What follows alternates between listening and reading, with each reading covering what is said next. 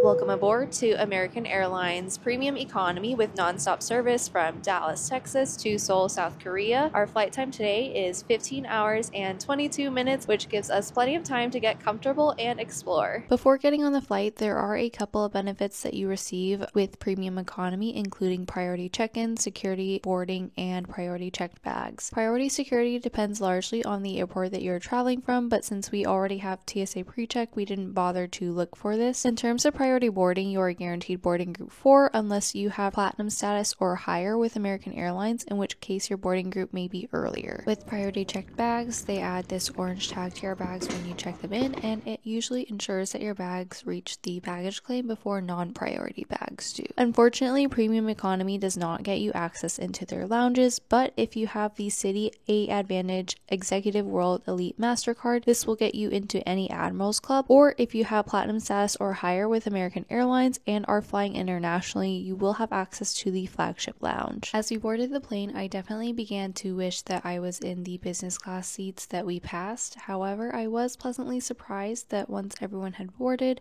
the flight attendants came around to pass out warm towels, bottled water, and snacks for the Premium Economy passengers. This is by no means close to the perks that I expect business class passengers to receive, but it was definitely a little something to distinguish us from the regular economy folks. Our aircraft today is the Boeing 777-200, which is a 242 configuration in Premium Economy and 343 configuration in the regular economy. In terms of comfort and seating, there are a couple more inches of extra legroom in Premium Economy. I feel like whenever I'm in Basic Economy, there's barely enough room for me to cross my legs, especially if the person in front of me has their seat reclined all the way. Here though, there is plenty of legroom even for Steven, who is 5'10", but compared to Main Cabin Extra, which we flew on the way back, I'm not sure that there was much of a difference. Maybe because we were in the first row, but we actually had more legroom in Main Cabin Extra, and unfortunately it did not feel like there was any additional room to recline your seat compared to Basic Economy, and the footrests did not actually come down as they were advertised to. The rest of the seat though is pretty standard, including a 11.5-inch screen complete with a selection of movies, TV shows, and music. The screen may also be tilted up and down for your best viewing experience, and there is a remote that you can use to control the screen. There are 2 front seat pockets for storage, a pop-out tray table for getting some work done or eating,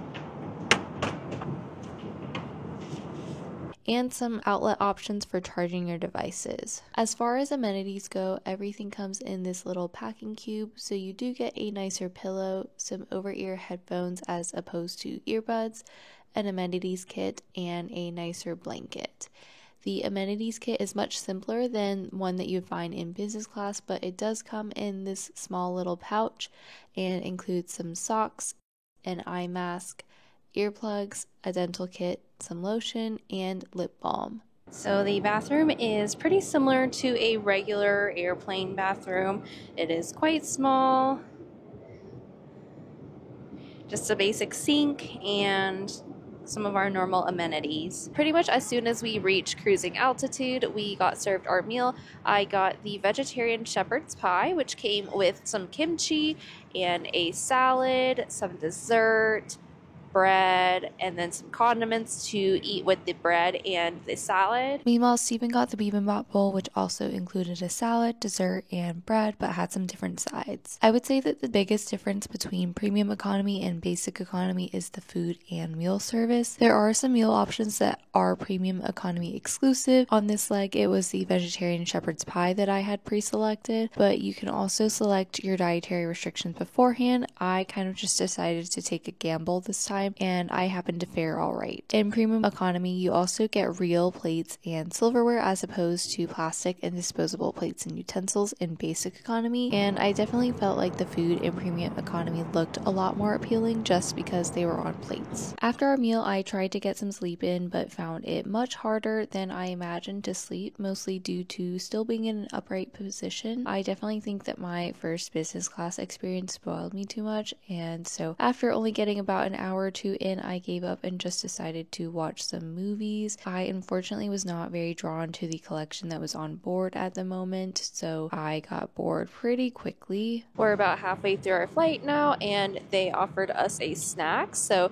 This looks like it is a Asian like cold noodle dish, and then we have a chicken wrap with some Thousand Island sauce and a beverage of choice, which I got some water. After the snack, I turned to my laptop to provide me with some entertainment. I tried to get some work done, but then found the space to be a little limiting. I was able to get a couple of hours of work in, and then I realized that there were still 6 hours left in the flight, which meant that the snack that had been provided a few hours ago was probably not indeed halfway through the flight. And since I was hungry again, I busted out those pretzels that were handed out before takeoff, and after finishing my second snack, I decided that I may as well make good use of my time and do a face mask while watching literally anything that looked remotely good on the TV. This was the point that I really started to contemplate whether the upgrade was worth it. The upgrade from basic economy to premium economy can range anywhere from a couple $100s to a couple $1,000 depending on availability and travel dates. In our case, we were able to jump on an upgrade about a week before the flight for around $350 per person,